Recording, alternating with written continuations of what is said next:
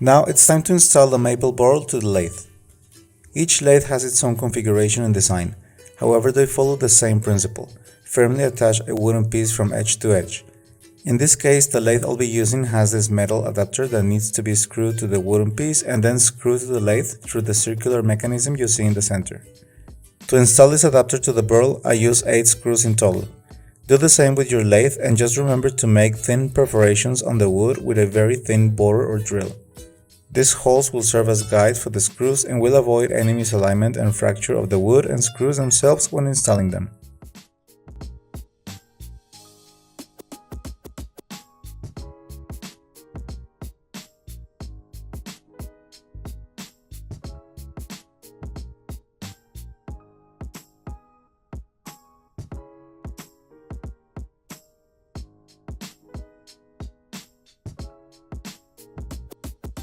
When you're done, you can place your wood in the lathe, test its spin, and we're ready to start working with the outer part of the bowl.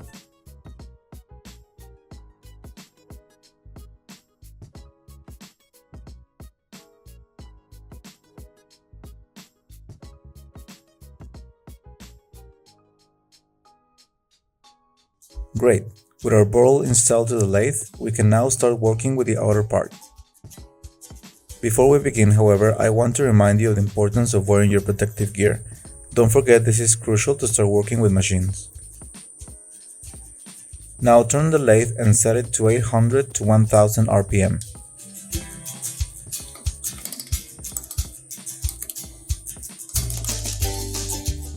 Then with your cutter, slowly start removing material. Since this piece is extremely regular, you don't want to go hard at first. You want to know where the cutter is going to hit with the wood. So I suggest to start by gently getting close to the wood and then start removing material. Also, start on the side of the lower part of the bowl. This way you have more control if you need to get away from the wood.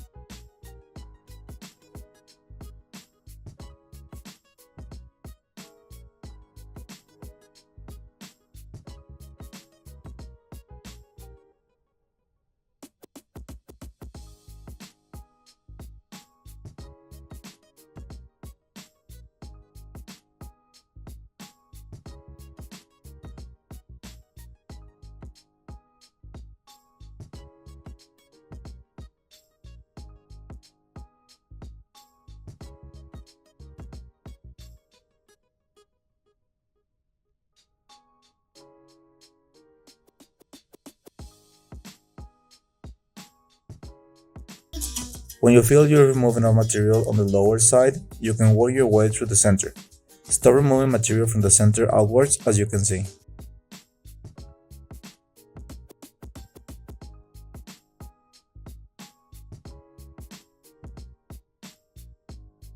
When you level the entire surface of the center and sides, you can move on freely to make it even more even.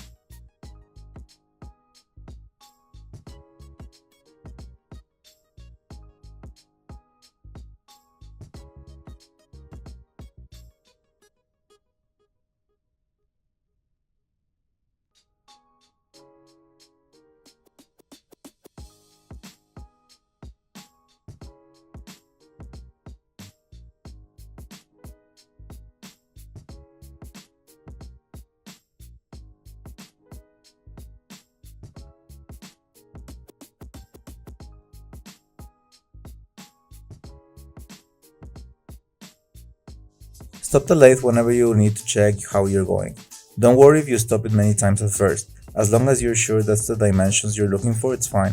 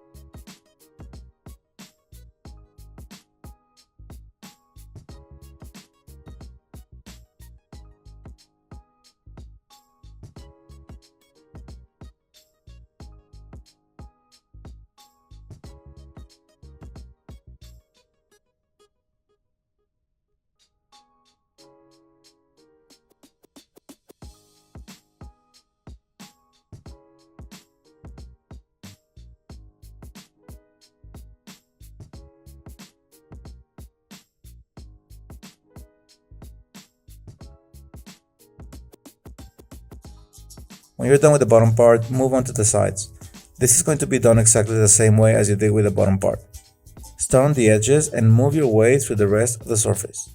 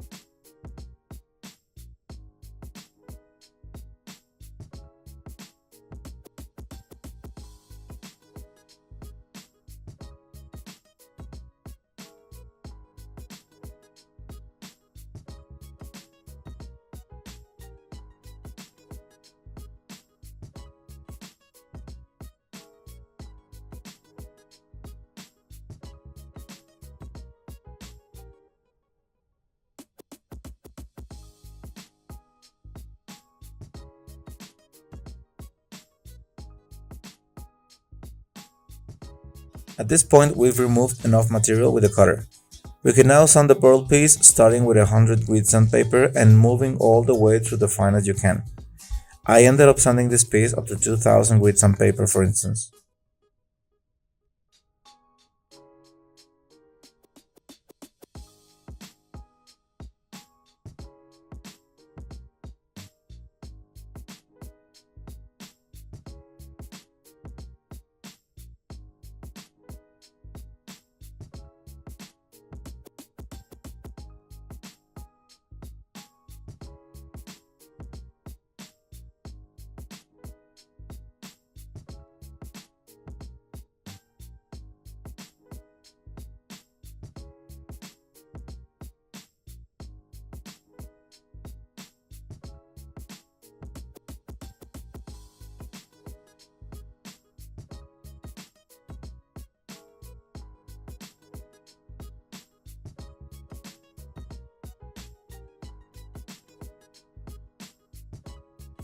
A trick someone taught me once is to use the shaving remains of the wood and use them as if it were the final sandpaper.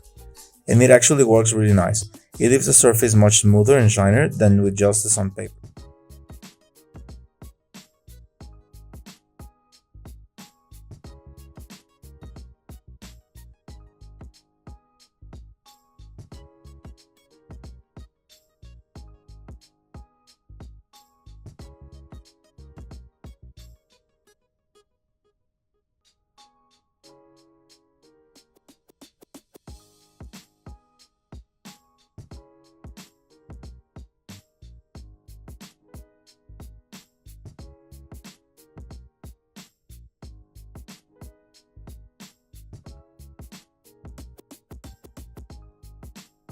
When you're done, we need to turn the bowl the other way around and install it on the lathe to work with the inner part.